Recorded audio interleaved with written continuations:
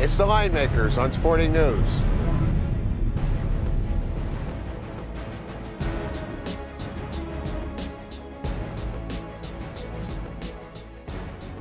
Hey folks, thanks for stopping by. The Line Makers on Sporting News. We're here at the South Point Casino.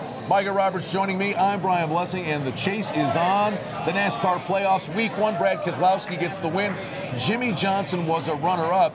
Well, Johnson, even though he ran second, Micah, we saw a reaction on the wagering board. His odds actually fell. He's an even bigger favorite now to win the whole thing.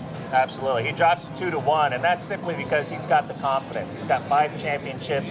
He's a vanilla-type driver. He never says anything boisterous or bold out there, but he made a claim earlier in the season, says he wants to win 8 championships. That would give him 1 more than the all-time leader, which is tied between Richard Petty and Dale Earnhardt. So you got to hit the confidence and bragging a little bit about it and going out there on the limb and think that maybe he's really serious this year. Let's talk about this week at Loudon, New Hampshire, where 4 of the past 5 winners are guys that are actively involved in the chase. We have co-favorites. Jimmy Johnson, no surprise at 5-1, but Denny Hamlin at 5-1. He's running well as long as he doesn't run out of gas. Yeah, we like Denny Hamlin just because of the fact that he's done so well this season on similar tracks. New Hampshire's a 1-mile flat track.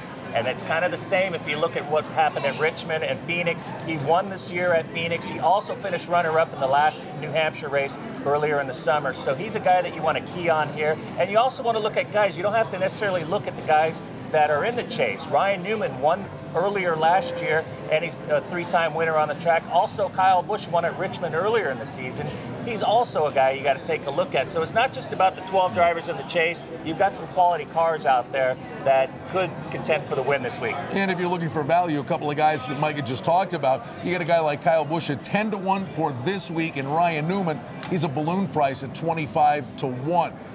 Strategy for these guys, Micah, it's only week 2 in the chase, but are there guys that are going to be cautious and guys that go for it more than others?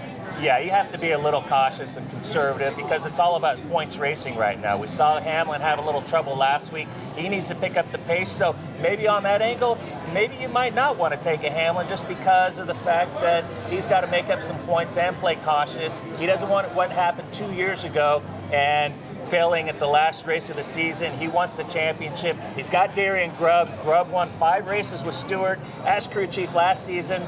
You got to like Hamlin with having that crew chief this season. It's the second week of the chase on the NASCAR circuit. For Micah Roberts, I'm Brian Blessing, and we'll be here for you, the Line Makers on Sporting News, until we crown a winner at the end of the year down in South Florida.